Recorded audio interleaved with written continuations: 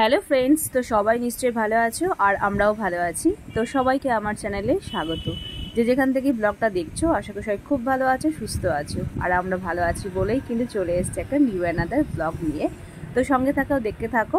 আজকে কোথায় আমরা যাচ্ছি? সন্ধেবেলা, এখন সন্ধ্যের সময় আমরা বেরোচ্ছি, রেডি হয়ে গেছি, রেডি হয়ে বেরোচ্ছি। সঙ্গে থাকো, দেখতে থাকো, চলো। এখন আমরা বেরোচ্ছি, এখন বাজে 7টা। দুপুরবেলা যখন আসলাম তখন প্রায় 2:30 তোমার দেখলে। তারপরে চান করলাম, খাওয়া দাওয়া করে একটু শুয়েছিলাম। এখন বাজে 7টার সময় বেরোচ্ছি, দুজনে মিলে আবার একটু যাচ্ছি, একটু গড়িয়া যাবো আর কি। কারণ ওখানে কিছু ইঞ্জেকশন আর ওষুধ আছে, সেটা নিয়ে আসবো। আর একটু কাজ আছে, কাজটা সেরে আবার আসবো। এখন 7টা বাজে, 1 ঘন্টার মধ্যে আবার ব্যাক করবো আমরা। ঠিক আছে, চলো সঙ্গে থাকো। তো এখানে ও কিছু খুচরো নোট নিল আর কি। নোট বলতে কি 10 টাকা 20 টাকার নোট আর কি কিছু নিল। বললো যে এগুলো নিই, কারণ বাইরে বেরোলেই তো খুচরো বেশি প্রয়োজন পড়ে। বেশি বলতেই অটো, রিক্সা, টোটো, তারপরে হচ্ছে মেট্রো। কারণ ওগুলোতে তার ফোনপে বা স্ক্যানারের কোনো গল্প নেই, তো অনলাইন কিছু হবে না। তো সেই হিসাবে বললো যে 20 টাকা 10 টাকা নিতেই হবে।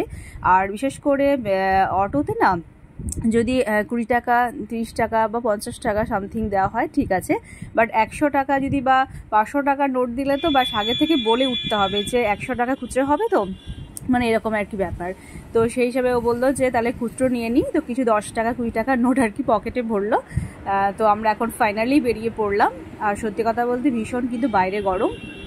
আমরা এখন যাচ্ছি হচ্ছে গড়িয়াতে, মানে গড়িয়া স্টেশন নয় আর গড়িয়া হাট না, এটা হচ্ছে গড়িয়া। তো 3টে জায়গা আছে, তো শুধু গড়িয়া। তো ওখানেই আর কি যাব। তো ওখানে গিয়ে কিছু কেনাকাটা আমাদের আছে, আর কাছাকাছি বলতে গড়িয়াতেই আর কি যাওয়াটা সুবিধা হবে। তো সেই মতোই আমরা এখন এই যাচ্ছি সন্ধ্যেবেলায়, যাই ওখানে দেখি। এত গরম, বাইরে বেরোলে একদম সেদ্ধ হয়ে যাচ্ছি। মানে দুপুর বিকাল সন্ধ্যে রাত বলে কিছু না, এখন 7টা বাজে, বাইরে বেরোলাম একদম পুরো সেদ্ধ একদম। ভেতরে এসি চলছিল বলে একটু রিল্যাক্সে ছিলাম, তাই তো এখন সেদ্ধ। আর ওর মুখটা একদম, ও একদম ঘেমে চান পড়ে গেছে। লিফট এখন আসছে, ওয়েট করছি।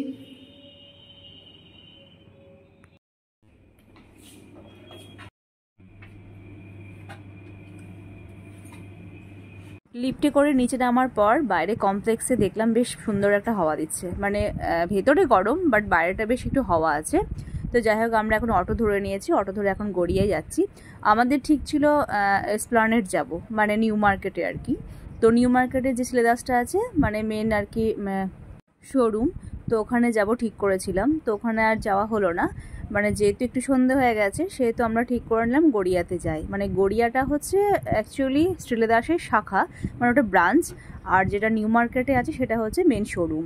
ওখানে প্রচুর কালেকশন, প্রচুর ভ্যারাইটিস আছে, মানে ছেলেদের কি মেয়েদের কি সব কিছুর কালেকশন ভীষণ ভালো।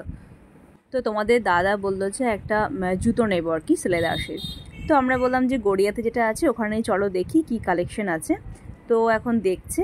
আর সত্যি কথা বলতে ওর ড্রেস বলো বা জুতো বলো, যাই কিছু না, সময় কিন্তু অনেকটাই লাগে। মানে চট করে যে খুব সহজেই আর কি পছন্দ করে নেবে তা কিন্তু নেয় না আর কি। মানে একটু দেখে শুনে সময় করে, মানে ও যতটা সময় লাগায় আমি কিন্তু অত সময় লাগাই না। মানে আমি মেয়ে হয়ে অত সময় লাগাই না, ও যেটা সময় লাগায় আর কি।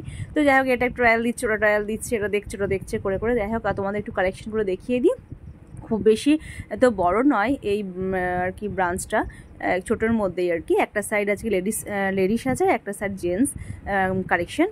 তো বাচ্চাদের সেরকমভাবে খুব একটা দেখলাম না, খুব অল্প সামথিং আর কি কালেকশন আছে। যেহেতু এটা শাখা সেক্ষেত্রে কত বড়ই হবে আর কি, মানে কত কালেকশন থাকবে। আর মেন শোরুমে গেলে তো একদম প্রচুর ভিড় আর প্রচুর কালেকশন, প্রচুর ভ্যারাইটিস আর কি। ভীষণ ভালো লাগে ওখানে, কিনে শান্তি পাওয়া যায়। তো যাই হোক, আমি একটা লাস্টে পছন্দ করে দিলাম। এত কিছু দেখার পর তারপর আমি যেটা পছন্দ করে দিলাম সেটাই কিন্তু শেষমেশ নিল। হ্যাঁ, দেখবে অনেক কটাই, কিন্তু যেটা শেষমেশে আমি পছন্দ করে দেবো সেটাই কিন্তু লাস্টে আর কি ফাইনালি হয়।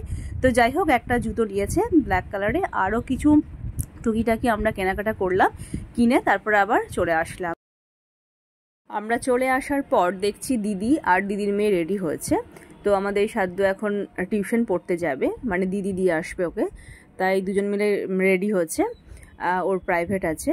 আর প্রায় 10টার দিকে ছুটি হবে, তখন আবার দাদাকে নিয়ে আসবে। এখন দিদি দিয়ে আসছে, দাদা আবার আসার সময় নিয়ে আসবে। তো যাই হোক রেডি হয়েছে, আর ও কিন্তু বসে বসে ভাবছে যে মাসি কিছু নিয়ে আসেনি, মানে বাইরে থেকে গেলেই ওর জন্য কিন্তু আইসক্রিম নিয়ে যেতে হবে, কারণ আইসক্রিমের অপেক্ষায় থাকে, মানে ভাবে যে কখন আইসক্রিম নিয়ে আসবে। যাই হোক আমি বললাম যে না, আমি আইসক্রিম নিয়ে এসেছি, এই জন্য মনটা আবার খুশি হয়ে গেল, ভীষণ পছন্দ করে আইসক্রিম। তো যাই হোক এখন যাচ্ছে। আর আমরা ওই যে তোমাদের দাদা জুতো নিল, ব্ল্যাক কালারের লেদারের একটা জুতো নিল, আর কিছু টুকিটাকি কেনাকাটা করলাম, করে আমরা কিন্তু চলে আসলাম।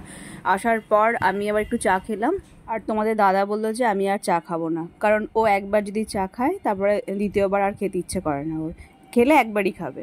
তো যাই করে লিফটে নেমে গেল, টাটা দিয়ে দিল আমাদেরকে।